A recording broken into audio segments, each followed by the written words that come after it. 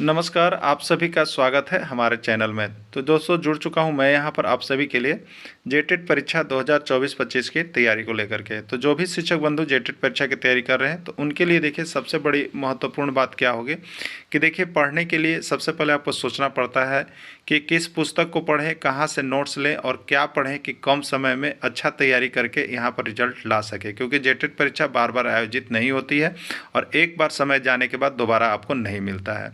तो इस कड़ी में हम आपके लिए बता देते हैं जेटेट परीक्षा के लिए अभी जो जैक एग्ज़ाम लेगी, ठीक है। और अभी देखिए जितना भी जैक एग्ज़ाम ले रही है आप सभी ने प्रश्न पत्र को देखा भी होगा, नहीं भी देखा होगा तो आपको मिल जाएगा, देख लीजिएगा। जेसीईआरटी किताब जो जैक सरकारी विद्यालयों में फ्री में पढ़ने के लिए देती है, वहाँ से भर भर के प्रश्न लेकर के आती है और यहाँ पर विद्यार्थी जो होते हैं बहुत ऊंचे स्तर की पढ़ाई की तैयारी करते रह जाते हैं और वो सभी यहाँ पर फ्लॉप करते हैं। और जो यहाँ पर जेसीईआरटी जैक की किताब का हूबहू प्रश्न पढ़ के चले जा रहे हैं उनका यहाँ पर रिजल्ट बहुत ही अच्छा हो रहा है, जिसका प्रमाण भी हमने यहाँ पर अभी जो परीक्षा हुआ उसका सभी को हमने यहाँ पर जो नोट्स मिला हुआ था, नोट्स दिए थे उसको हमने अंडरलाइन करके भी भेज दिया था। लगभग देखिए आपको यहाँ पर 80% 85% प्रश्न जो है आपके जेसीईआरटी जैक की किताब से हूबहू सिंपल प्रश्न भिड़े हुए थे। तो आपका जेटेट में भी आएगा, लेकिन अब आपकी बारी है कि आप क्या डिसाइड करते हैं, ठीक है।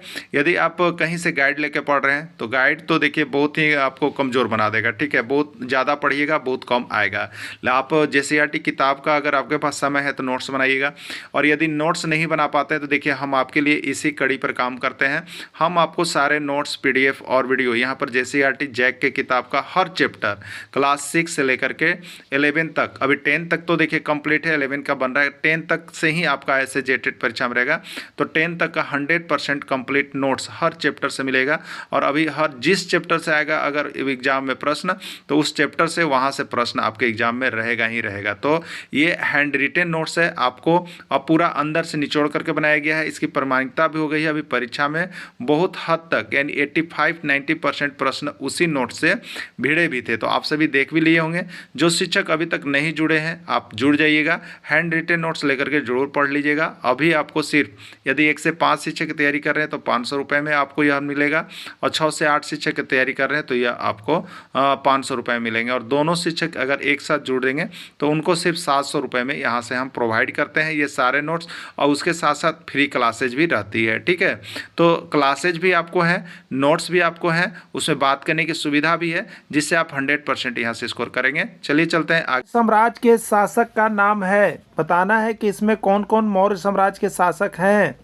First Chandragupta Maurya, second Bindusara, third Ashoka, D सभी। क्या होगा इसका राइट आंसर आपको बता देते हैं।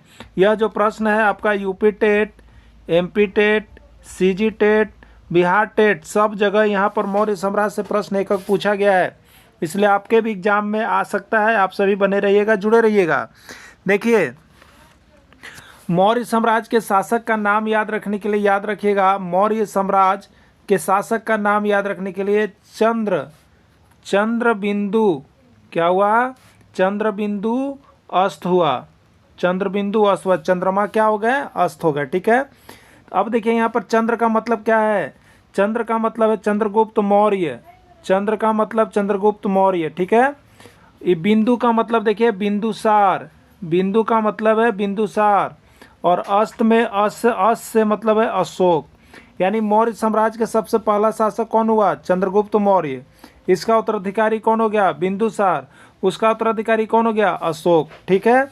यानी मौर्य साम्राज्य में जो शासक हुए कौन कौन हुए, तभी आपको याद हो गया चंद्रगुप्त मौर्य, इसका उत्तराधिकारी बिंदुसार, बिंदुसार के बाद अशोक। यानी इसका राइट आंसर क्या हो जाएगा, सभी, ठीक है। देखिए इसको याद रखिएगा आप लोग, क्या याद रखिएगा आपको बता देते हैं। चंद्र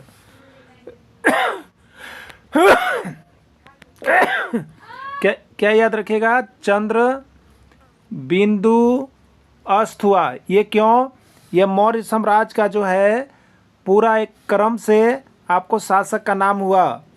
चंद्र से चंद्रगुप्त मौर्य, चंद्र से चंद्रगुप्त मौर्य, यानी मौर्य साम्राज्य का जो पहला शासक हुआ वो उसका संस्थापक हो गया। यानी मौर्य साम्राज्य का संस्थापक कौन हो गया बताइएगा, चंद्रगुप्त मौर्य। चंद्रगुप्त मौर्य का उत्तराधिकारी यानी उसका पुत्र कौन हुआ, बिंदुसार। और बिंदुसार का उत्तराधिकारी माने उसका पुत्र कौन हुआ, अशोक, ठीक है। यानी पहला जो हुआ वो हो गया चंद्रगुप्त मौर्य हो गया, फिर उसका लड़का बिंदुसार और बिंदुसार का लड़का अशोक हो गया। ठीक है, देखिए एक से पूछा जाता है कि मौर्य वंश के संस्थापक कौन थे, तो आपको बताना है चंद्रगुप्त मौर्य। चंद्रगुप्त मौर्य के बाद मौर्य वंश का उत्तराधिकारी कौन बना, बिंदुसार। बिंदुसार के बाद मौर्य वंश का उत्तराधिकारी कौन बना, अशोक। ठीक है, अब देखिए एक प्रश्न जो आपका पूछा गया था वो आपको बता देते हैं, शायद याद हो या नहीं हो, शायद याद हो या नहीं हो। पूछा गया था आपके प्रश्न में अशोक के दादा का क्या नाम था। देखिए यही प्रश्न आया था, याद रखिएगा, शायद आप एग्जाम दिए होंगे तो आपके दिमाग में आ रहा होगा। प्रश्न इतना घुमा कर पूछा था कि अच्छा का तबीयत खराब हुआ था। अशोक के दादा का नाम क्या था, यही पूछ दिया था, पूछा था ना, पूछा था कि नहीं, आप सभी जाकर देखिएगा, जेटेट में ही पूछा था, इसीलिए हमने इस ट्रिक को बनाया था। अब देखिए यहाँ पर, तो बताइए अशोक के दादा का क्या नाम हुआ, आपको पता हुआ ना, चंद्र यानी चंद्रगुप्त मौर्य, फिर कौन हुआ बताइए, बिंदुसार, फिर कौन हुआ, अशोक। तो ये अशोक कौन हुआ बताइए, अशोक कौन हुआ, तो चंद्रगुप्त मौर्य का लड़का हुआ बिंदुसार और बिंदुसार का लड़का हुआ अशोक। ठीक है, तो अशोक के दादा का क्या नाम हुआ, अशोक के पिताजी बिंदुसार, और अशोक के दादा कौन हो गए, ये चंद्रगुप्त मौर्य ही तो अशोक के दादा हुए ना, कि दूसरा कोई होगा बताइए। तो देखिए कितना घुमा फिरा कर पूछता है, एकदम याद रखिएगा ये पॉइंट। ठीक है, तो अशोक के दादा का नाम चंद्रगुप्त मौर्य था, यही प्रश्न आया हुआ था, तो राइट आंसर होगा चंद्रगुप्त मौर्य, यदि पूछ दिया जाए अशोक के दादा का नाम। ठीक है, चलिए देखिए यहाँ पे मौर्य साम्राज्य का संस्थापक, यही हमने अभी आपको बोला था ना कि इसको ट्रिक को याद रखिएगा। मौर्य साम्राज्य के संस्थापक का नाम कौन हो गया, चंद्रगुप्त मौर्य, बिंदुसार, अशोक या कोई नहीं। तो मौर्य साम्राज्य का संस्थापक कौन हो गया बताइए, चंद्रगुप्त मौर्य हो गया। तो मौर्य वाला ये जो ट्रिक है ना, आपको दिमाग में रख लीजिएगा, चंद्रबिंदु अस्त हुआ, यहाँ से बनेगा, बहुत बढ़िया प्रश्न बनेगा। देखिए अशोक के दादा का क्या नाम था, आ गया ना, कहीं नहीं मिलेगा, कहीं नहीं मिलेगा, ये प्रश्न पूछा गया था जेटेट 2013 में। ठीक है, और 16 में भी अशोक से आ गया था, तो यहाँ से एक प्रश्न छपता है, आप सभी देख के जाइएगा। तो क्या हो जाएगा इसका बताइए, क्या होगा इसका, अशोक के दादा का नाम चंद्रगुप्त मौर्य। अभी तो आप उस ट्रिक को देखिएगा, चंद्रगुप्त मौर्य, चंद्रबिंदु अस्त हुआ, चंद्रबिंदु बिंदुसार अशोक, तो चंद्रगुप्त मौर्य का लड़का बिंदुसार, बिंदुसार का लड़का अशोक। तो अशोक कौन हुआ चंद्रगुप्त मौर्य का, चंद्रगुप्त मौर्य उसके कौन हुए, दादा, तो यही दादा का नाम था चंद्रगुप्त मौर्य। ठीक है, चलिए अगला देखिएगा, बाबर का मकबरा कहाँ स्थित है। देखिए मकबरा से भी एक प्रश्न रहता है, बाबर का मकबरा कहाँ स्थित है, काबुल, दिल्ली, औरंगाबाद, कोई नहीं। ठीक है, तो बाबर का मकबरा कहाँ स्थित है, काबुल में। कहाँ पर स्थित है, काबुल में। देखिए अभी सब के मकबरा को हम आपको बता दे रहे, एक ट्रिक है, एक ट्रिक को देख लीजिएगा, शायद आपको मिला है नहीं मिला है, आप समझ लीजिएगा। सबका मकबरा जितना यहाँ पर मुग़ल साम्राज्य है, मुग़ल साम्राज्य हैं, वो सब के यहाँ पर मकबरा का नाम याद करवा दे रहे हैं आपको एक ट्रिक के माध्यम से। ठीक है, चलिए देखिए यहाँ पर मुग़ल साम्राज्य के शासक और उनके मकबरे का नाम याद रखने का ट्रिक आपके लिए बना दिए हैं, क्योंकि यहाँ से एक प्रश्न हर बार छप रहा है। ठीक है, तो देखिए मुग़ल साम्राज्य के शासक का नाम आपको पता है कि नहीं, उसके लिए होता है, भाजपा की रैली में गए हैं आप लोग, भाजसो याद रखिएगा, इसके लिए भाजसो यानी भाजपा की रैली, तो भाजसो। बी से बाबर, एच से हुमायूं, ए से यहाँ पर अकबर है, और जे से जहांगीर है, एस से शाहजहां, ओ से औरंगजेब। ठीक है, यही मुख्य मुग़ल साम्राज्य हैं, और उनके मकबरे का नाम याद रखने के लिए एक ट्रिक याद रखिएगा, कादिसिल्लाबाद, कादिसिल्लाबाद। ठीक है, तो का से देखिए शुरू लिखिएगा, ये जहाँ बी है उसके सामने का लिखिएगा, फिर एच है उसके सामने दी लिखिएगा, फिर ए है उसके सामने सी लिखिएगा, फिर जे है उसके सामने ला लिखिएगा, और एस है वहाँ आ लिखिएगा, और बाकी वाला में बाद लिखिएगा। ठीक है, तो कास हो गया काबुल, यानी बाबर का मकबरा काबुल में है। एच से हुमायूं, हुमायूं का मकबरा दिल्ली में स्थित है। ए से अकबर, अकबर का मकबरा सिकंदराबाद में स्थित है। जहांगीर, जहांगीर ला से लाहौर, ला से लाहौर यानी जहांगीर का मकबरा लाहौर में स्थित है। शाहजहां से आ से आगरा, और औरंगजेब में बाद से औरंगाबाद, यानी औरंगजेब का मकबरा औरंगाबाद में स्थित है। क्लियर, तो ये सभी का नाम इस तरह से एक दो बार जब आप लिखेंगे ना, तो आपको ये मकबरा वाला पूरा याद हो जाएगा। तो एक दो बार इसी तरह से सजा करके याद कर लीजिएगा, आपको बहुत ही सुविधा होगा। औरंगजेब का मकबरा कहाँ स्थित है, देखिए पूछ रहा है, दिल्ली में, औरंगाबाद में, लाहौर में, या कहीं नहीं।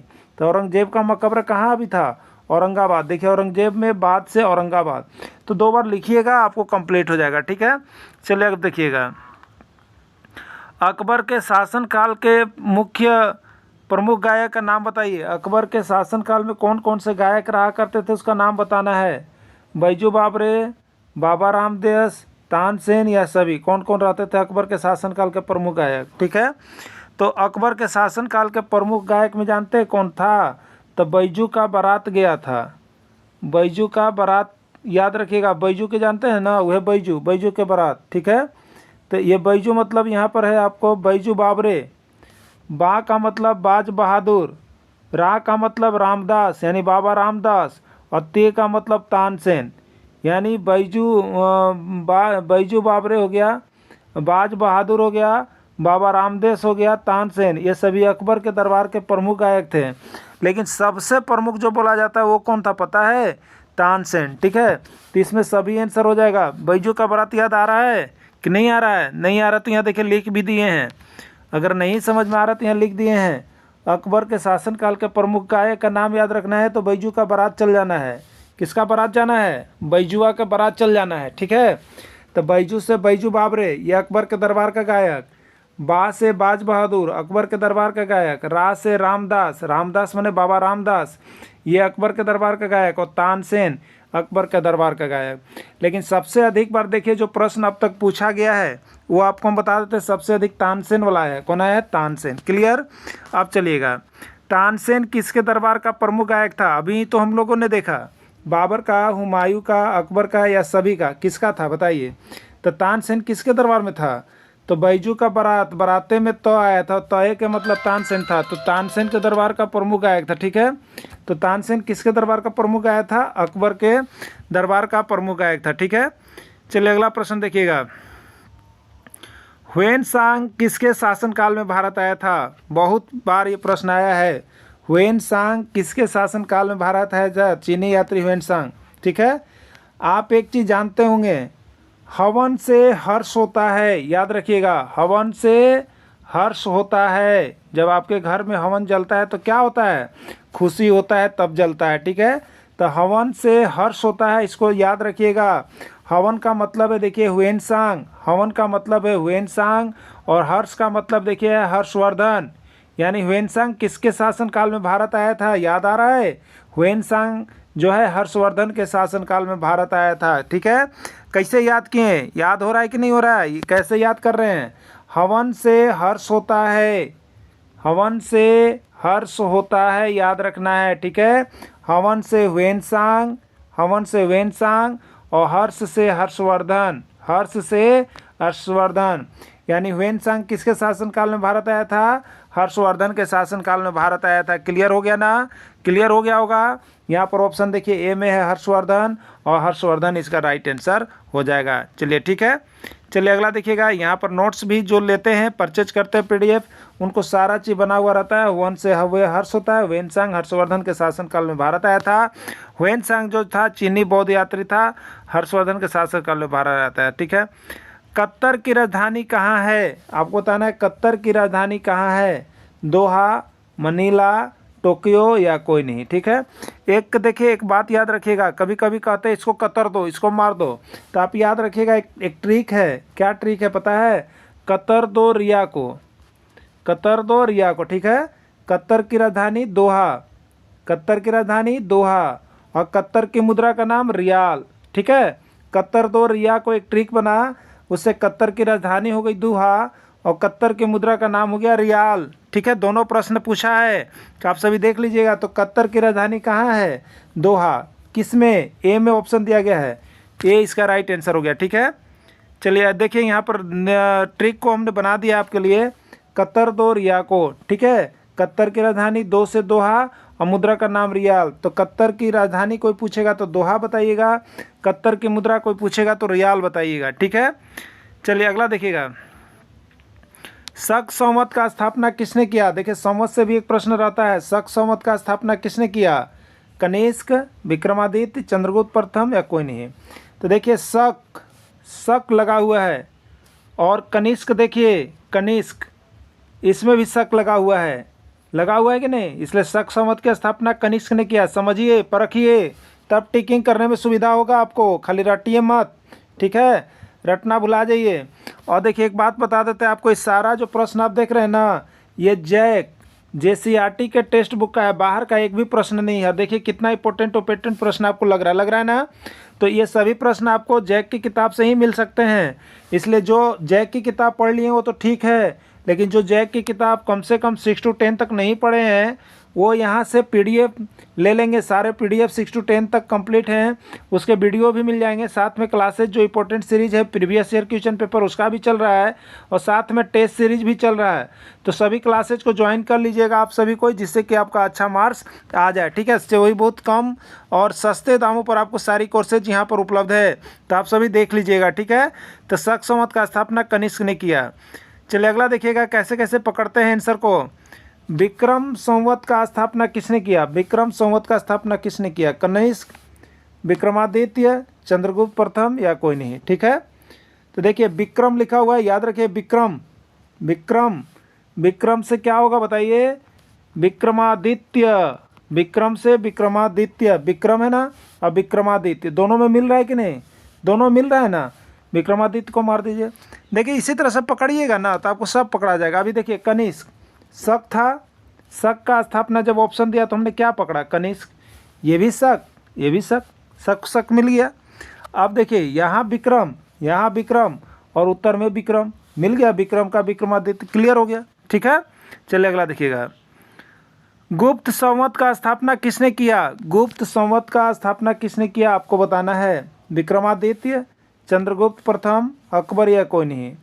देखिए यहाँ भी गुप्त और यहाँ भी गुप्त है ना, तो गुप्त संवत का स्थापना कौन करेगा? चंद्रगुप्त प्रथम ने किया। क्लियर हो रहा है कि नहीं हो रहा? देखिए इसी तरह से पकड़िएगा, गुप्त संवत का स्थापना चंद्रगुप्त प्रथम ने किया। हो गया, चलिए अगला देखिएगा। इलाही संवत का स्थापना किसने किया? इलाही संवत का स्थापना किसने किया? विक्रमादित्य। अभी देखे थे ना, विक्रम संवत का विक्रमादित्य हो गया, शक संवत का कनिष्क हो गया, बचा एक ही ऑप्शन अकबर। तो यही तो जाएगा, यही तो जाएगा। इलाही संवत का स्थापना किसने किया? अकबर ने किया।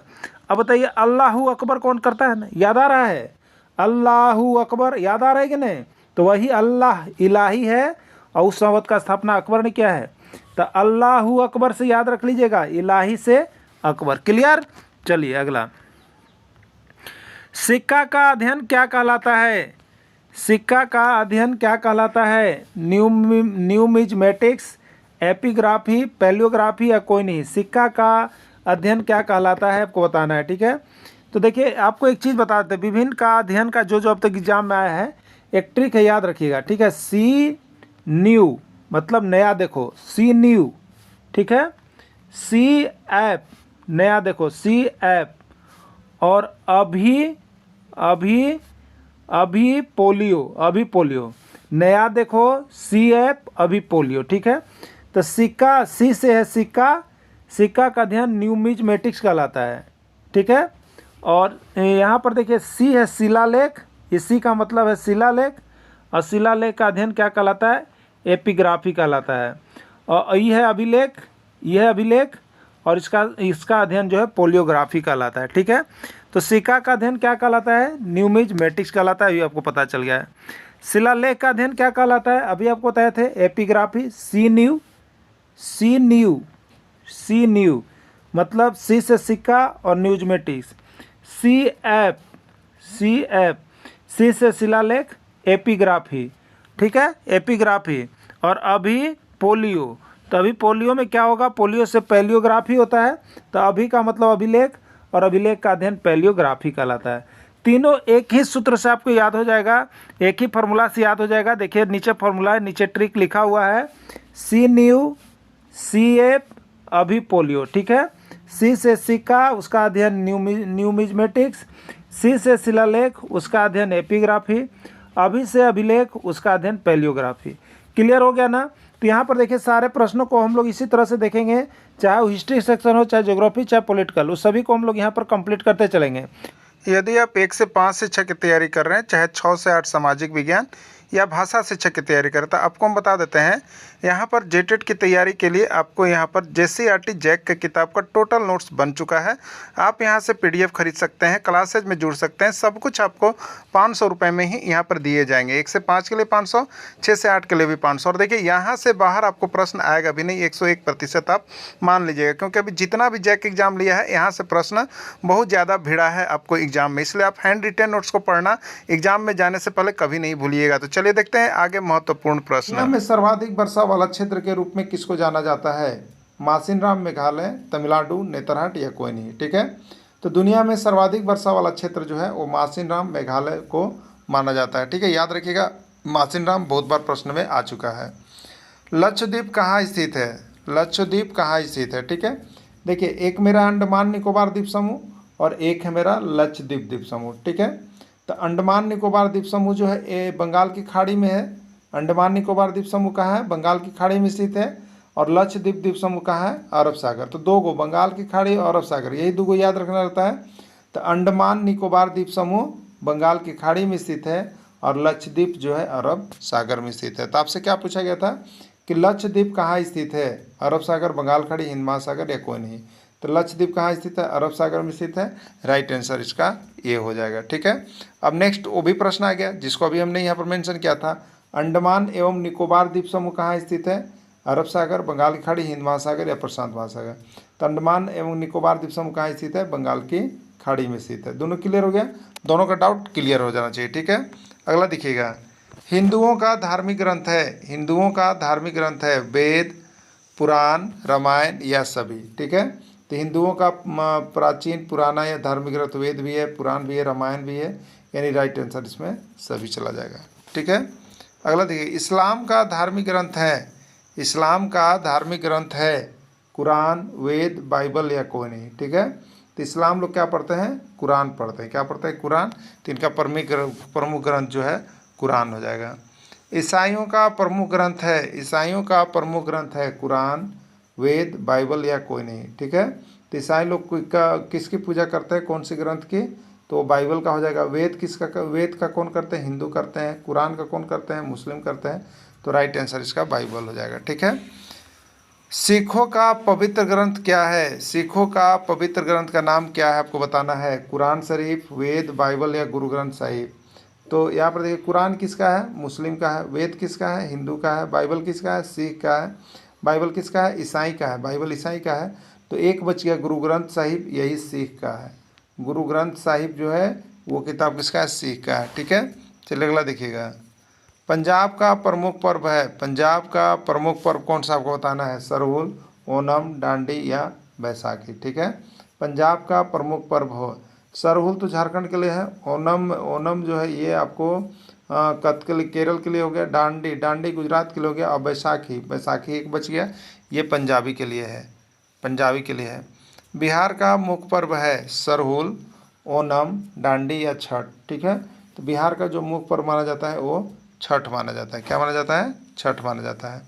असम का प्रमुख त्यौहार है, असम का प्रमुख त्यौहार कौन सा है आपको बताना है? सरहुल, डांडी, बिहू या कथकली। ठीक है, तो असम का प्रमुख त्यौहार जो हो जाता है वो आपका बिहू होता है, असम का बिहू है। तमिलनाडु का प्रमुख त्यौहार है, तमिलनाडु का प्रमुख त्यौहार है डांडी, बैसाखी, ओणम, पोंगल। तो पोंगल जो है आपको तमिलनाडु का प्रमुख त्यौहार है, पोंगल जो है तमिलनाडु का प्रमुख त्यौहार। देखिए त्यौहार से एक प्रश्न आपका हर बार निकल के आया है, इस बार भी आपका आएगा, इसलिए त्यौहार वाले सभी को देख लीजिएगा, मंदिर वाले सभी को देख लीजिएगा, मेला वाले सभी को देख लीजिएगा। ठीक है, आइए एक और यहाँ पर हम लेकर के आए हैं, झारखंड में लगने वाले प्रमुख मेले का नाम याद रखने का ट्रिक। झारखंड में जो जो मेला लगता है वो कहाँ कहाँ लगता है, उस मेला को एक ट्रिक के माध्यम से हम बताने वाले हैं। ठीक है, देखिए यहाँ पर लिखा हुआ है मेला का नाम, इधर देखेंगे आप सभी को, मेला का नाम और लिखा हुआ है जिला का नाम। तो मेला का नाम याद रखिएगा सुनरब, मेला की तरफ क्या रखिएगा? सुनरब। देखिए यहाँ पर लिखा हुआ है एकदम उससे लिखिएगा सुनरब, SHUN, सुन, SHU सुन, रब RB रब, सुन। यहाँ पर S का मतलब श्रावणी मेला, H का मतलब हिजला मेला, U का मतलब उर्स मेला, N का मतलब नरसिंह धाम मेला, R का मतलब राम रेखा धाम मेला और B का मतलब बिंदु धाम मेला। ठीक है, मेला का नाम में कैसे याद रखेंगे? सुनरब। ठीक, अब उसी के सामने या अब उसी के सामने वह कैसे लिखिएगा? जिला का नाम के लिए याद करने के लिए, दे दू गम हजार सीता सा, सीता को गम 1000 मिला था, तो दे दूं गम 1000 सीता से, याद रखिएगा। मेले के लिए नाम के लिए क्या याद रखिएगा, सुन रब, बस यही याद रखना है मेला के नाम के लिए। तो एस से श्रावणी मिला था, एच से हिजला मिला था, यू से उर्स मिला था, एन से नरसिंह धाम मिला था, आर से राम रेखा धाम मिला था, अब बी से बिंदु धाम मिला था। ठीक है, अब इसके सामने जिला का नाम याद रखने के लिए क्या कीजिएगा, तो दे दू गम 1000 सीता सा, इसको याद रखिएगा। तो दे से देखिए देवघर, यानी श्रावणी मेला देवघर में लगता है। दू से देखिए दुमका, यानी हिजला मेला दुमका में लगता है। यहाँ पर देखिए गम, क्या है, गम ना, तो गम से यहाँ पर है गुमला, तो उर्स मेला गुमला में लगता है। 1000 का मतलब है हजारीबाग, यानी नरसिंह धाम मेला हजारीबाग में लगता है। राम रेखा धाम मेला, ये सीता से आपका हो गया यहाँ पर सिमडेगा में लगता है। बिंदु धाम मेला, सा का मतलब है साहेबगंज। तो इस तरह से दोनों को अगर एक बार से आप लिखिएगा तो आपको अगला बार से किसी तरह कोई दिक्कत नहीं होगा। सुन रब इधर लिखिए और इसके लिखिए दे दू गम 1000 सीता सा, बना लीजिए, ये आपका क्लियर हो जाएगा। तो मेला का नाम और कहाँ, मेला का नाम और उसके ज़िले का नाम यहाँ से बहुत बार पूछा गया है, तो आप सभी देख लीजिएगा। ठीक है, चलिए अगला प्रश्न है, भारत का संविधान है लिखित अलिखित दोनों या कोई नहीं। ठीक है, तो भारत का संविधान जो है वो आपका लिखित संविधान है। कैसा है, लिखित संविधान है। ब्रिटेन का संविधान है लिखित अलिखित दोनों या कोई नहीं, ब्रिटेन का संविधान जो है वो अलिखित संविधान है। अगला है, संविधान सभा को कहा जाता है, संविधान सभा को क्या कहा जाता है, उत्तर भारत, लघु भारत, दीर्घ भारत या कोई नहीं। ठीक है, तो संविधान सभा को लघु भारत कहा जाता है। क्या कहा जाता है, लघु भारत। संविधान सभा के प्रथम बैठक या प्रथम अधिवेशन की अध्यक्षता कब हुई, 9 दिसंबर 1946, 29 दिसंबर 1947, 8 दिसंबर 1948। ठीक है, संविधान सभा की प्रथम बैठक जो है वो आपका 9 दिसंबर 1946 ईस्वी को हुआ था। ठीक है, 9 दिसंबर 1946 ईस्वी को हुआ था। संविधान सभा की प्रथम बैठक कहाँ हुई, अब बताना है कि प्रथम बैठक कहाँ हुई, ब्रिटेन, इंग्लैंड, संसद भवन के केंद्रीय कक्ष में कोई नहीं। तो संविधान सभा की जो प्रथम बैठक हुई थी उस संसद भवन के केंद्रीय कक्ष में हुआ था। संविधान सभा के अस्थायी अध्यक्ष कौन थे, संविधान सभा के अस्थायी अध्यक्ष कौन थे। देखिए, जब संविधान सभा का निर्माण हुआ तो उस समय अस्थायी और अस्थायी दो तरफ के अध्यक्ष थे। तो अस्थायी अध्यक्ष जो थे वो आपको डॉक्टर सच्चिदानंद सिन्हा को बनाया गया था। ठीक है, अगला है, संविधान सभा के अस्थायी अध्यक्ष कौन थे, उसके कुछ दिनों के बाद देखिएगा तो संविधान सभा के अस्थायी अध्यक्ष की नियुक्ति हो गई थी, और वो कौन थे, तो आपका डॉक्टर राजेंद्र प्रसाद थे। ठीक है, डॉक्टर राजेंद्र प्रसाद थे। अगला है, संविधान निर्माण की दिशा में सबसे पहला कदम क्या था, संविधान निर्माण की दिशा में सबसे पहला कदम क्या था, जवाहरलाल नेहरू द्वारा प्रस्तुत उद्देश्य प्रस्ताव, भीमराव अम्बेडकर द्वारा उद्देश्य प्रस्ताव, या डॉक्टर राजेंद्र प्रसाद द्वारा उद्देश्य प्रस्ताव। तो यहाँ पर जो सबसे महत्वपूर्ण चीज़ था वो आपको था जवाहरलाल नेहरू द्वारा प्रस्तुत उद्देश्य और प्रस्ताव, जो कि सबसे बेस्ट ऑप्शन हो जाएगा। ठीक है, चलिए अगला देखिएगा, पंडित जवाहरलाल नेहरू द्वारा उद्देश्य प्रस्ताव कब पारित किया गया, 9 दिसंबर 1946, 11 दिसंबर, 13 दिसंबर। देखिए, ये तीनों तिथि आपका इंपॉर्टेंट। 9 दिसंबर 1946 ईस्वी को यहाँ पर क्या हुआ, संविधान सभा की प्रथम बैठक हुई। 11 दिसंबर 1946 ईस्वी को क्या हुआ, तो संविधान सभा के जो अस्थायी अध्यक्ष थे वहाँ पर अस्थायी अध्यक्ष की नियुक्ति हो गई।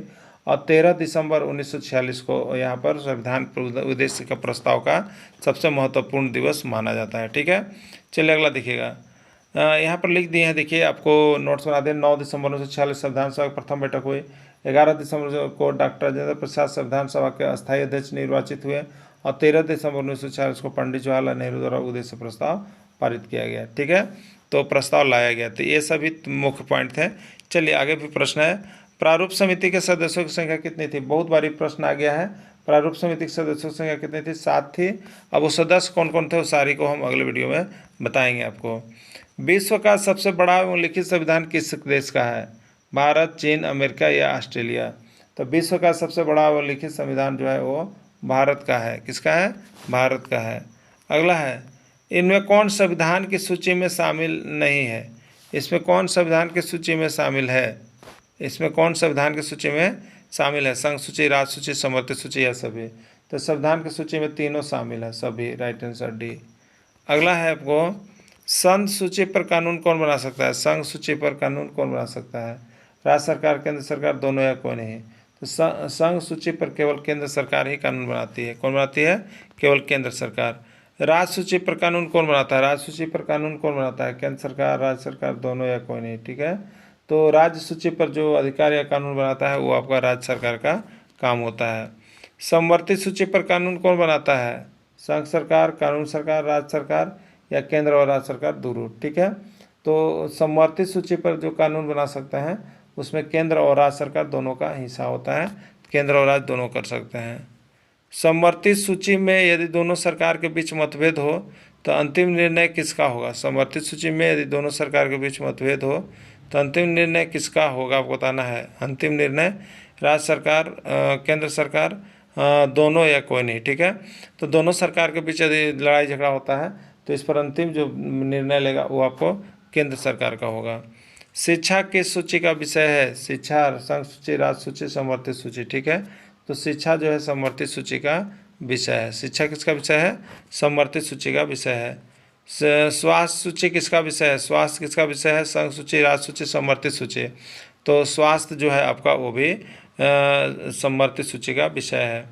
पर्यावरण किस सूची का विषय है? संघ सूची, राज्य सूची, कोई नहीं। ठीक है, तो पर्यावरण जो है वो भी आपका यहाँ पर समवर्ती सूची का विषय है। ठीक है, देखिए नोट में लिखा हुआ है, नोट में हमने कर दिया है शिक्षा हो, स्वास्थ्य हो और पर्यावरण हो, ये तीनों चीज़ जो है आपको समवर्ती सूची में आएगा। किस में जाएगा? समवर्ती सूची। शिक्षा, स्वास्थ्य ना पर्यावरण समवर्ती सूची में जाएगा। भूमि, कृषि, पुलिस किस सूची का विषय है? भूमि, कृषि, पुलिस किस संघ सूची, राष्ट्रीय, समवर्ती सूची या कोई नहीं। ठीक है, तो ये आपका जो है आपको राज्य सूची का विषय है। सुरक्षा, वित्त, संचार किस सूची का विषय है? तो सुरक्षा है, वित्त है, संचार है, ये सभी संघ सूची का विषय है। किसका है? संघ सूची का विषय है। अगला है अंतर्राष्ट्रीय महिला दिवस कब मनाया जाता है? अंतर्राष्ट्रीय महिला दिवस कब मनाया जाता है? बहुत प्रश्न पूछा हुआ है। 8 मार्च, 9 मार्च, 20 मार्च, 21 मार्च। अंतर्राष्ट्रीय महिला दिवस कब मनाया जाता है? तो 8 मार्च को अंतर्राष्ट्रीय महिला दिवस मनाया जाता है। ठीक है, चलिए अगला देखिएगा। झारखंड में 2011 की कुल साक्षरता दर कितनी है? देखिए साक्षरता दर याद रखिएगा क्योंकि अगला बार भी प्रश्न में आया था। तो साक्षरता दर इस तरह से याद हो जाएगा 5, 6, 6, 7 और 7, 8। ठीक है, 5, 6 सबसे लो है, महिला का है। 6, 7 औसत दर है, 6, 7 औसत दर है। और 6, 8 जो है ये स्त्री साक्षरता दर है, ये स्त्री का साक्षरता दर है। ठीक है, तो ये 5, 6 किसका हो गया? महिला का। और 6, 7 क्या हो गया? 6, 7 आपका हो गया एवरेज का। और यहाँ पर 5, 6, 6, 7 और ये 7, 8 ये हो गया पुरुष का। यहाँ पर गलत हो रहा था, ये पुरुष का हो जाएगा। ठीक है, तो इसी तरह से आप लिख लीजिएगा, उसके बाद उसको बना लीजिएगा क्योंकि 3 प्रश्न आता है। कैसे होता है साक्षरता दर? 5, 6, 6, 7, 7, 8। ठीक है, 5, 6 जो है महिला का है, 6, 7 जो है कुल औसत है और 7, 8 जो है पुरुष साक्षरता दर है। ठीक है, तो यहाँ पर क्या पूछा है आपसे के अनुसार कुल साक्षरता दर कितना है? तो कुल साक्षरता दर कितना हो जाएगा? अभी आपको दिखाए थे 5, 6 था, 6, 7 और 7, 8 ये कुल साक्षरता दर है। ठीक है, अब देखिएगा झारखंड में जनगणना 2011 से महिला की साक्षरता दर कितनी है? तो ये बताया था आपको 5, 6, 6, 7, 7, 8। 5, 6 किसका है? महिला। 5, 6 किसका है? महिला। और 6, 7 किसका है? औसत। और 7, 8 किसका है? पुरुष। ठीक है, तो झारखंड में जनगणना 2000 अनुसार महिला की साक्षरता दर कितनी है? तो महिला की साक्षरता दर जो है आपका 56% है। 56 ए में है, ए इसका राइट आंसर हो जाए।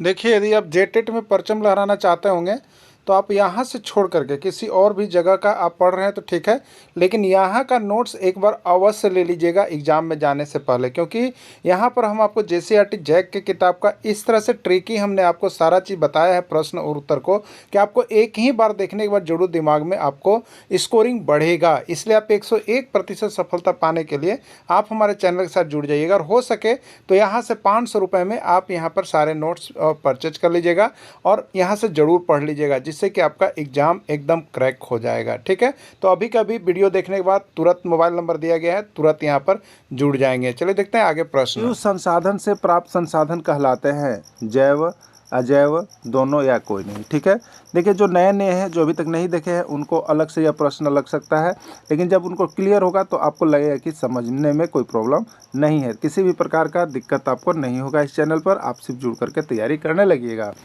देखिए संसाधन जिसका उपयोग संसाधन किसको कहते हैं? जिसका उपयोग मानव अपनी आवश्यकता की पूर्ति के लिए करता है, ठीक है। जैसे अगर आप यहाँ पर एक बाइक लेते हैं, ठीक है, तो बाइक आपकी आवश्यकता की पूर्ति कर रहा है। क्या आवश्यकता की पूर्ति कर रहा है? कि आपको जो है अपने घर से 50 किलोमीटर दूर पर नौकरी करने जाना है और वहाँ पर आप जा रहे हैं, तो ये क्या कर रहा है? आपकी आवश्यकता है कि हम कम समय में पहुँच जाए, ठीक है। एक टेम्पू की बात कहा जाए, टेम्पू यदि हम लेते हैं, ठीक है, तो यह भी एक संसाधन है, ठीक है, यह भी एक संसाधन है, क्योंकि मनुष्य उसमें क्या कर रहा है? तो लोग माल ढोने के लिए भी करते हैं, लोग सवारी गाड़ी के लिए भी करते हैं। तो वो आवश्यकता की आपकी पूर्ति कर रहा है कि आपको जो 2 घंटा लगता वो 10 मिनट में पहुंचा रहे थे, आपकी आवश्यकता पूर्ति कर रहा है। तो जितने भी चीज़ें जिसको आप साधन के रूप में प्रयोग करते हैं वो संसाधन कहलाते हैं। और संसाधन देखिए यहाँ पर 2 प्रकार का है, एक जैव संसाधन है और एक अजैव संसाधन है, ठीक है।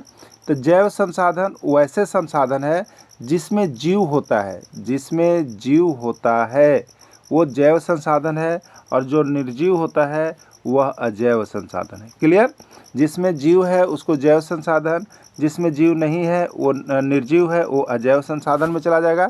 अब देखिएगा यहाँ पर, तो सजीव में क्या होता है? जीव होता है ना, तो सजीव वाले संसाधन जैव संसाधन में चले जाएंगे। क्लियर? चलिए अगला देखिएगा, इसमें कौन अजैव संसाधन का उदाहरण है? इसमें कौन अजैव संसाधन का उदाहरण है? अभी हमने आपको बताया था कि जिसमें जीव नहीं है, जिसमें जीव नहीं है यानी जो निर्जीव है वो किस में जाएगा आपको? तो अजैव संसाधन में चला जाएगा, ठीक है। मृदा, चट्टान, हवा, या सभी। मृदा भी निर्जीव है, चट्टान भी निर्जीव है, हवा भी निर्जीव है, यानी ये सभी चले जाएंगे अजैव संसाधन में। इसमें कौन जैव संसाधन है? बताइएगा, इसमें कौन जैव संसाधन है? पौधे, इसको तो सजीव हम लोग मानते हैं, सजीव वाला। जंतु, इसको भी हम लोग सजीव मानते हैं। मानव, ये भी सजीव है। तो सजीव वाला संसाधन जिसमें जीव है वो जैव संसाधन में जाएगा, यानी राइट आंसर इसका डी, सभी हो जाएगा। जितने भी सजीव है, देखिए जो नोट्स PDF परचेज करके हमारे साथ पढ़ रहे हैं, देखिए सिर्फ यूट्यूब पर आप देख करके यदि आप समझ रहे हो कि बहुत अच्छा आप ले पाइएगा, तो नहीं, यहाँ से नोट्स और PDF लेकर के क्लासेज, आगे क्लासेज के लिए जरूर जुड़ जाइए। क्योंकि देखिए यहाँ पर जो है ना, आपको JCERT जैक का किताब आप कहीं भी एग्ज़ाम में जा रहे हैं कोई दिक्कत नहीं है, लेकिन आप जब झारखंड की एग्ज़ाम दे रहे हैं ना, तो जैक का किताब ज़रूर पढ़ के जाइएगा। मेरी पूरी सलाह को आप मानिएगा, नहीं तो आपको कहीं ना कहीं धोखा हो सकता है, ठीक है। और ये जो रोना गाना होता है 2 नंबर 4 नंबर, ये इसी का परिणाम होता है, इसी का परिणाम होता है, ठीक है, इसी का परिणाम होता है। तो आप सभी जरूर जुड़ जाइएगा। और यहाँ से तो आपको हैंड रिटेन नोट्स मिल रहा है, व्हाट्सएप पर तुरंत आपको चला भी जाएगा, और कम कीमत में, चीप रेट में आपको सारी चीज़ें मिल जाएगी, ठीक है। चलिए देखिएगा, भूपृष्ठ की ऊपरी पतली परत को क्या कहते हैं? चट्टान, खनिज, मृदा, या कोई नहीं, ठीक है। जो हमारा भूपृष्ठ हुआ, ये ज़मीन हुआ, इसका सबसे ऊपरी वाला जो परत होता है, ऊपरी परत, तो ये ऊपर में क्या होता है? मिट्टी होता है। क्या होता है? मिट्टी होता है, मृदा होता है, मिट्टी को ही मृदा हम लोग कहते हैं। तो ये B नंबर आंसर हो जाएगा। माइका युक्त मिट्टी झारखंड के किस जिले में पाई जाती है? देखिए, ये माइका युक्त मिट्टी जो है ना, ये आपको बता देते हैं, अभी तक झारखंड के एग्ज़ाम में आपको यहाँ पर 51 बार से ज़्यादा बार आ गया है माइका युक्त, ठीक है। और देखिए इसी का पूछा क्या क्या गया है, कभी कंफ्यूज करा के। तो माइका युक्त मिट्टी हो गया, इसी को कहते हैं अब्रक युक्त मिट्टी कहाँ पाई जाती है? इसी को ढिबरा भी कहते हैं, याद रखिएगा, ढिबरा युक्त मिट्टी कहाँ पाई जाती है? तीनों प्रश्न देखिए घुमा फिरा के पूछा गया और सबका आंसर एक ही है, ठीक है। कहाँ पाई जाती है? सबका आंसर एक ही होगा, कोडरमा, झरिया, साहेबगंज, हजारीबाग, ठीक है। तो देखिए माइका युक्त मिट्टी या ढिबरी युक्त मिट्टी जो होती है वो कोडरमा पाई जाती है, ठीक है। कहाँ पाई जाती है? कोडरमा में पाया जाता है, एकदम क्लियर रखिएगा। क्योंकि कोडरमा में जब आप जाइएगा ना, तो आपको रोड भी चमकते हुए मिलेगा, क्यों चमकते हुए मिलता है ज़्यादा करके? क्योंकि वहाँ माइका है, माइका का चमकने वाला उसमें सामग्री होता है, जो छूट छूट के बुरादा टाइप के गिरा हुआ रहता है, हर रोड, सड़क, गली पर आपको चमकता हुआ मिलेगा। पानी में भी देखिएगा तो वहाँ माइका आते रहता है बहुत सा, ठीक है। तो माइका युक्त मिट्टी झारखंड के किस जिले में पाई जाती है? कोडरमा जिले में पाई जाती है, याद रख लीजिएगा। राजमहल क्षेत्र में किस प्रकार की मिट्टी पाई जाती है? पीली मिट्टी, लाल मिट्टी, काली मिट्टी, या कोई नहीं, ठीक है। तो यही तो याद रखना है, सबसे ज़्यादा बार ये भी पूछा गया है राजमहल क्षेत्र, इसी का प्रश्न आता है। राजमहल ट्रैप, राजमहल ट्रैप में किस प्रकार की मिट्टी? तो राजमहल ट्रैप में काली मिट्टी है। ठीक है, किस प्रकार की मिट्टी है? काली मिट्टी है। वे सभी पदार्थ जो खनन द्वारा प्राप्त होते हैं, वे सभी पदार्थ जो खनन द्वारा प्राप्त होते हैं कहलाते हैं खनिज, खान, अधातु या कोई नहीं। ठीक है, देखिए जो आपको माइंस है, माइंस से जो भी चीज़ खान करके अंदर से खान के निकाला जा रहा है वो सभी चीज़ को हम लोग खनिज कहते हैं। वो सभी चीज़ को हम लोग क्या कहते हैं? खनिज कहते हैं। ठीक है, तो खनन के द्वारा जो प्राप्त होता है उसको हम लोग खनिज कहते हैं। क्लियर हो गया ना? वे सभी पदार्थ जो खनन द्वारा प्राप्त होते हैं उसको क्या कहते हैं? खनिज कहते हैं। दिमाग में रख लीजिएगा। क्लियर हो गया? ठीक है, जैसे अगर कोई कहेगा बॉक्साइट नीचे से निकला, बॉक्साइट निकाले, जो लोहरदगा ज़िले में है सबसे ज़्यादा बॉक्साइट, तो अगर बॉक्साइट निकालें तो ये भी खनिज है, ये भी खनिज है क्योंकि खान के निकाला गया है। कोयला, अगर कोयला माइन से निकाल रहे हैं तो ये भी खनिज है क्योंकि खान के निकाला जा रहा है। ठीक है, खनन द्वारा निकल रहा है। वे खनिज पदार्थ जिनसे धातु का निष्कर्षण किया जाता है कहलाता है, वे खनिज पदार्थ जिनसे धातु का निष्कर्षण किया जाता है क्या कहलाता है? खनिज, अयस्क, गैंग या कोई नहीं। तो वो अयस्क होता है। जैसे अगर लोहा की बात करें तो लोहा, आपको रेल की पटरी पर चलते लोहा दिखाई देता है ना, तो ये लोहा ऑलरेडी अंदर ज़मीन के अंदर से नहीं निकला हुआ है। क्लियर? इसका अयस्क है, यानी इसका रॉ मटेरियल, इसका कच्चा पदार्थ वो है आपका हेमाटाइट, वो है आपका हेमाटाइट, जो कि ज़मीन के अंदर से निकाला जाता है। हेमाटाइट यही कच्चा पदार्थ है जिससे बना है क्या चीज़? जिससे क्या चीज़ बना है? लोहा। ठीक है, अब एक चीज़ देखिए, अगर ये बात समझ में नहीं आ रही है तो एक बात हम मेरा समझिएगा। आप घाड़ा देखते हैं, घाड़ा, आप सुराही देखते हैं, सुराही देखते हैं ना, पानी पीते हैं ना, आप चुक्का देखते हैं, चुक्का, ढकनी देखते हैं, ढकनी, ये क्या धरती के अंदर से निकाला गया है? नहीं।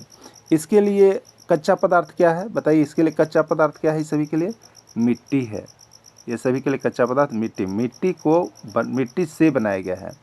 तो ये सभी पदार्थ जिनसे निष्कर्षण होता है किसी चीज़ का, जिससे कोई चीज़ बनाया जाता है तो उसको अयस्क कहते हैं। ठीक है, अयस्क कहते हैं, याद रखिएगा, अयस्क हो गया। अब देखिएगा, जिस धात्विक खनिज में लौह अंश की प्रधानता होती है, क्लियर, माने कोई ऐसा धात्विक खनिज होगा, धातु का खनिज, और उसमें ज़्यादा अंश किसका होगा? लोहा का होगा, तो उसको क्या कहेंगे? लौह, अलौह, धात्विक या कोई नहीं। ठीक है, तो जिस धात्विक खनिज में लौह अंश की प्रधानता होगी उससे हम लोग कहते हैं लौह धात्विक खनिज। उससे हम लोग क्या कहते हैं? लौह धात्विक खनिज के नाम से जानते हैं। ठीक है, प्राथमिक क्रिया में किसको शामिल किया जाता है? प्राथमिक क्रिया में किसको शामिल किया जाता है? कृषि, खनन, मछली पालन या सभी। ठीक है, देखिए प्राथमिक क्रिया में वैसी चीज़ों को शामिल किया जाता है जो प्रथम बार, जो पहली बार कहीं से मिलता है। ठीक है, उसको प्राथमिक क्रिया में हम लोग शामिल करते हैं। ठीक है, जैसे कृषि, ये सबसे प्रथम सोपान है, सबसे प्रथम सोपान है कृषि। ठीक है, तो जैसे यहाँ पर कृषि हम लोग किए तो ये फसल हो गया, कृषि फसल, तो ये प्राथमिक क्रिया है। और इसके बाद इस फसल से, जैसे गेहूं का आप काम किए तो गेहूं की फसल प्राथमिक क्रिया हो गया कृषि। ठीक है, लेकिन अब गेहूं से जो दाना मिला, ये दाना जो हो गया तो गेहूं से दाना मिला, ये द्वितीय क्रिया हो गया। और इस गेहूं को बाज़ार में बेचने के लिए जितनी भी सामग्री, जैसे ट्रक चाहिए, बैलगाड़ी चाहिए, टेम्पू गाड़ी चाहिए, विज्ञापन चाहिए, ये सभी तृतीय क्रिया हो गया। ठीक है, तो सभी इसका राइट आंसर होगा। प्राथमिक क्रिया के अंतर्गत वे सारी प्रक्रिया शामिल की जाती है जिनका संबंध प्राकृतिक संसाधन के उत्पादन एवं निष्कर्षण में होता है। ठीक है, द्वितीय क्रिया में शामिल किसको किया जाता है? बॉक्साइट से एल्युमिनियम, गेहूं से रोटी, लकड़ी से चौकी, सभी एकदम क्लियर। देखिए बॉक्साइट ये शुरू बार प्रारंभिक क्रिया जो खान करके निकाला गया, पहला काम ज़मीन से खान के निकालना होगा बॉक्साइट। अब ये बॉक्साइट से बना एल्युमिनियम, तो एल्युमिनियम बनाया गया निकलने के बाद, तो ये देखिए द्वितीय क्रिया हो गया, ये द्वितीय क्रिया हो गया। ठीक है, और बॉक्साइट प्राथमिक क्रिया होता है। बॉक्साइट से एल्युमिनियम का बनना किस प्रकार की क्रिया है? तो ये द्वितीय क्रिया है। गेहूं प्राथमिक क्रिया है, गेहूं फसल से निकला, गेहूं की फसल से प्राथमिक क्रिया, और उससे रोटी बनाए तो ये द्वितीय क्रिया। लकड़ी जो प्रकृति द्वारा प्राप्त है, यह प्राथमिक क्रिया है, उससे चीर करके चौकी बना दी, द्वितीय क्रिया है। यानी इसका राइट आंसर सभी हो जाएगा। ठीक है, राइट आंसर सभी हो जाएगा। देखिए यहाँ पर द्वितीय क्रिया में क्या लिखा हुआ है, प्राथमिक क्रिया से प्राप्त वस्तु द्वारा जो नई वस्तु निर्मित की जाती है द्वितीय क्रिया कहलाती है। इसमें कौन नवीकरणीय संसाधन है, इसमें कौन नवीकरणीय संसाधन है, वायु, जल, मिट्टी या सभी। देखिए वायु तो कभी समाप्त ही नहीं हो सकती है, जिस दिन वायु समाप्त हुई उस दिन मानव का अस्तित्व ही समाप्त हो जाएगा। जल की भी समाप्ति नहीं हो सकती है, जल की समाप्ति के साथ मानव का अस्तित्व जुड़ा हुआ है जो पूरा खत्म हो जाएगा। मिट्टी की भी समाप्ति नहीं हो सकती, तो ये सभी नवीकरणीय, कुछ कम हो सकता है लेकिन फिर रेनुअल हो जाएगा वो, इसलिए नवीकरणीय संसाधन में चला जाएगा। वैसे संसाधन, देखिए नवीकरणीय संसाधन कहते किससे है, नोट्स बने हुए हैं। वैसे संसाधन जिसको दोबारा बहुत जल्दी निर्माण किया जा सकता है, रिकवरी किया जा सकता है, नवीकरणीय संसाधन कहलाता है। इसमें कौन अनवीकरणीय संसाधन है, कोयला, पेट्रोलियम, प्राकृतिक गैस, सभी।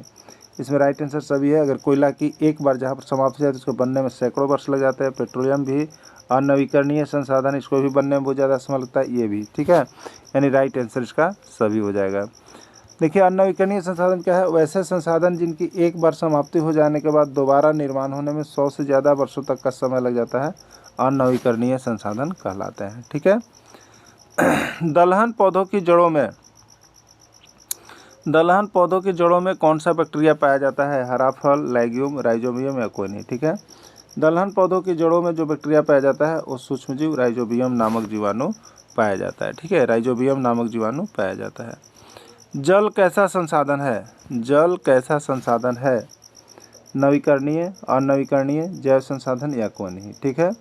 तो जल जो मेरा संसाधन है, जल, इसका जो निर्माण है बार बार किया जा सकता है, इसकी समाप्ति नहीं के बराबर होती है। समाप्ति होती भी है कहीं कहीं क्षेत्रों में, तो बहुत कम समय में 4 महीने, 5 महीने, 6 महीने में फिर से जल की वापसी हो जाती है, इसलिए जल जो होता है नवीकरणीय संसाधन होता है। पृथ्वी के भूपृष्ठ का कितना प्रतिशत भाग जल से घिरा हुआ है, पृथ्वी के भूपृष्ठ का कितना प्रतिशत भाग जल से घिरा हुआ है, 1/3, 2/3, 3/4 या सभी, ठीक है। तो पृथ्वी के भूपृष्ठ का 3/4 भाग जो है ये आपका जल से घिरा हुआ, ठीक है। अगला प्रश्न है, इसमें कौन धात्विक खनिज का उदाहरण है, तो धात्विक खनिज में, धात्विक खनिज मतलब धातु वाले खनिज, धात्विक खनिज का मतलब धातु वाले खनिज, जिससे धातु का निष्कर्षण हो, ठीक है। तो इसमें धात्विक खनिज कौन है, सोना भी धातु है, चांदी भी धातु है, लोहा भी धातु है, यानी राइट आंसर सभी है। अगला, इसमें कौन अधात्विक खनिज का उदाहरण है, अधात्विक खनिज का उदाहरण है, चूना पत्थर, यह धातु नहीं है, अधातु है, अधात्विक है। अबरक, धातु नहीं, अधातु, अबरक अधात्विक खनिज, इसमें लौह अंश को नहीं पाया जाता है, ठीक है। अब जिप्सम, ये भी है धातु, यानी राइट आंसर इसका डी हो जाएगा, सभी हो जाएगा, ठीक है। चलिए अगला देखिएगा। विश्व का सबसे बड़ा कोयला उत्पादक देश कौन है, चीन, भारत, ईरान या इराक, ठीक है। तो विश्व का सबसे बड़ा कोयला उत्पादक देश में देखिएगा तो उसका नाम चीन का जाता है, किसका जाता है, चीन का। विश्व का तीसरा सबसे बड़ा कोयला उत्पादक देश कौन है, तीसरा सबसे बड़ा कोयला उत्पादक देश कौन है, चीन, भारत, ब्राज़ील या ईरान, ठीक है। तो विश्व का तीसरा सबसे बड़ा कोयला उत्पादक देश जो है वो आपका यहाँ पर भारत है, वो कौन है, भारत है। तृतीय क्रिया में शामिल किया जाता है यातायात को, संचार को, विज्ञापन को। तो आपको हम बताए थे प्राथमिक क्रिया जो प्रथम बार काम किया गया, खनिज निकाला गया, दूसरा बार जो उसका यश निकाला गया और उससे जो खनिज का निर्माण हुआ, लोहा बन जाना, रोटी बन जाना, चावल बन जाना, तो ये सभी आपको द्वितीय क्रिया में हुआ। और उस द्वितीय क्रिया के लिए प्रचार करना, जिससे विज्ञापन, बाज़ार में उसका वैल्यू बढ़े और उसको बाज़ार तक पहुंचाया जा सके, तो उसको हम लोग तृतीय क्रिया में कहते हैं, ठीक है। तो उस तृतीय क्रिया के लिए यातायात का भी ज़रूरी है, संचार का भी ज़रूरी है, विज्ञापन का भी ज़रूरी है, तो ये इसका राइट आंसर सभी हो जाएगा। क्या हो जाएगा, राइट आंसर सभी हो जाएगा, डी हो जाएगा, ठीक है। चलिए अगला देखिएगा, यहाँ पर नोट्स बने हुए हैं जो भी यहाँ से परचेज किए हैं। नोट्स में तृतीय क्रिया में वैसे क्रिया को शामिल किया जाता है जो प्राथमिक एवं द्वितीय क्षेत्र को आगे बढ़ाने में सहयोग या प्रदान करते हैं, जैसे दुकानदार, बाजार, कर्मचारी, ब्यूटी पार्लर, ड्राइवर, डॉक्टर, ये सभी तृतीय क्रिया में शामिल हैं। झारखंड में कितना प्रतिशत भूमि कृषि योग्य है, झारखंड में कितना प्रतिशत भूमि कृषि योग्य है, 37.30, 32, 29 या कुछ नहीं। तो इसका राइट आंसर आपको हो जाएगा 37.30, ठीक है। देखिए जब आप JCERT का किताब पढ़ रहे होते हैं ना, जब JCERT की आप किताब पढ़ रहे होते हैं, जैक के द्वारा जो बनाया गया है, तो उसमें देखिए झारखंड जी के अलग से पढ़ने की विशेष आवश्यकता नहीं पड़ती है, क्योंकि आपको हर चैप्टर के लास्ट में, कॉर्नर में या बीच में कहीं न कहीं 2-4 झारखंड जी के जरूर घुसाया गया है, और उसी को आप देख लेते तो वही से प्रश्न आपको आ ही जाता है, ठीक है ना। चलिए अगला देखिएगा, सिटी ऑफ गोल्ड के नाम से किसको जाना जाता है? सिटी ऑफ गोल्ड या इसी को इगोली कहते हैं। सिटी ऑफ गोल्ड या इसी को इगोली के नाम से किसको जाना जाता है? यूरोप, अफ्रीका, दक्षिण अफ्रीका या कोई नहीं, ठीक है। सिटी ऑफ गोल्ड के नाम से किसको जाना जाता है?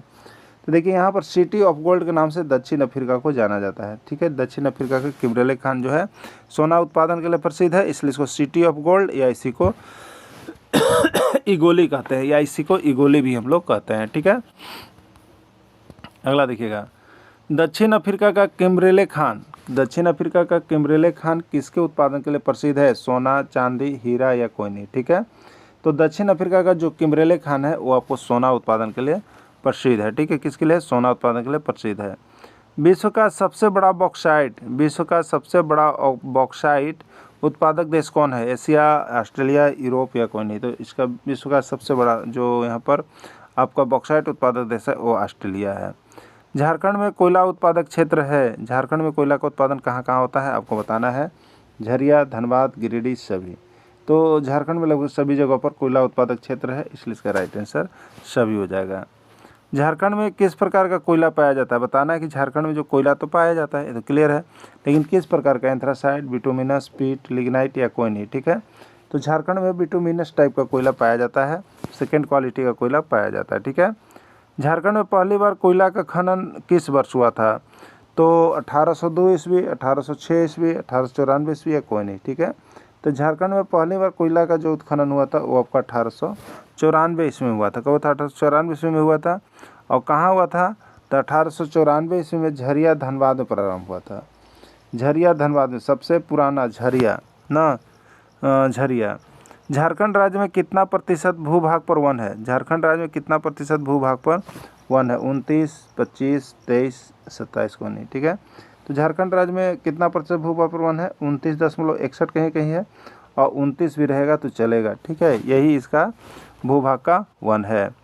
एग्रीकल्चर का संबंध किससे है? एग्रीकल्चर का संबंध किससे है? कृषि, मत्स्य, रेशम या फूल। तो एग्रीकल्चर का मतलब होता है कृषि कार्य करना, कृषि से संबंधित है। अगला है विटीकल्चर का संबंध है। विटीकल्चर का संबंध किससे है? कृषि कार्य, अंगूरों का उत्पादन, मत्स्य पालन या फूलों खेती, ठीक है। तो विटीकल्चर का संबंध जो है अंगूर उत्पादन से है, ठीक ना। पीसी कल्चर का संबंध किससे है? पीसी कल्चर का संबंध किससे है? मत्स्य पालन, अंगूर उत्पादन, फूलों खेती या कोई नहीं। तो पीसी कल्चर का मतलब होता है मत्स्य पालन। क्या होता है? पीसी कल्चर मतलब मत्स्य पालन से रिलेटेड है। प्रधानमंत्री कौशल विकास योजना का शुभारंभ कब हुआ? प्रधानमंत्री कौशल विकास योजना शुभारंभ किया गया 2014, 2015, 2016 या कोई नहीं। तो राइट आंसर इसका हो जाएगा 2016 ईस्वी। इसमें कौन मानव निर्मित संसाधन है? मानव निर्मित संसाधन है, देखिए आपको हम पढ़ा दिए थे। प्राकृतिक संसाधन जो प्रकृति द्वारा प्रदत्त हो, मानव निर्मित संसाधन जो मानव द्वारा बनाया गया है ना, मानव ने बनाया है, वो मानव निर्मित संसाधन में चला जाएगा, ठीक है। अब देखिएगा, तो कैंसर उपचार की दवा ये मानव के द्वारा बनाया गया है। रेलगाड़ी मानव के द्वारा बनाया गया है। सड़क मानव के द्वारा बनाया गया है। राइट आंसर सभी हो जाएगा। इसमें कौन प्राकृतिक संसाधन है? बताइए, इसमें कौन प्राकृतिक संसाधन है जो प्रकृति द्वारा प्रदत्त होती है, उसको हम लोग प्राकृतिक संसाधन कहते हैं। नदी प्रकृति द्वारा प्रदत्त है, प्राकृतिक संसाधन है। इसमें फिर यहाँ पर देखिएगा मानव, सड़क और मानव या कोई नहीं, ठीक है। तो सड़क जो है ये मानव निर्मित है, मानव खुद एक संसाधन है, कोई नहीं। तो इसका राइट आंसर हो जाएगा नदी। क्या हो जाएगा? नदी। महासागर का जल किस प्रकार का जल है? लवणीय, खारा जल, नमकीन जल या सभी, ठीक है। तो महासागर का जल लवणीय होता है, लवण युक्त इसमें मिले हुए रहता है, खारा जल भी होता है, नमकीन जल भी होता है, सब उसी का नाम है। राइट आंसर सभी होगा, ठीक है। राइट आंसर सभी हो जाएगा। पृथ्वी पर कितना प्रतिशत महासागरीय जल लवणीय जल है? पृथ्वी पर कितना प्रतिशत महासागरीय जल है? 57, 88, 97, 82। तो देखिए 97% भाग जो है यहाँ पर लवणीय जल है, खारा जल है, नमकीन जल है, जिसका उपयोग हम लोग पीने के काम में नहीं कर सकते हैं। सिर्फ और सिर्फ 3% कहिए या 2.5 से ऊपर कभी भी दे सकता है एग्जाम में, 2.7, 2.8, 2.9। तो ये प्रतिशत जो है ये पीने योग्य जल का है और लवणीय जल का है, ठीक है। यही प्रतिशत है, ज़्यादा नहीं है। पृथ्वी पर कितना प्रतिशत भाग अलवणीय या मीठा जल? मीठा जल जो पीने योग्य जल है वो कितना है? तो अभी आपको बता रहे थे 3% ही है, या 2.5 से लेकर के 3 तक के बीच में कभी कभी ऑप्शन दे सकता है। याद रखिएगा, प्रश्न ये पूछा हुआ है, बहुत बार MVVI है, लेकिन 3 से आगे मत जाइएगा, 3 से आगे मत जाइएगा। कोई कहेगा 3.5%, तो नहीं, 3 तक सिमट जाना है। तो आपके पास देखिए ऑप्शन क्या, एक ऑप्शन आ रहा है 4, तो ये तो होगा नहीं, 5 ये तो होगा नहीं, 2 ये भी नहीं होगा, लेकिन 2.7 तो हमने आपको बताया था 2.5 से लेके 3 के बीच में, तो 7 उसी के बीच में आता है, ये राइट आंसर हो जाएगा, डी राइट आंसर हो जाएगा।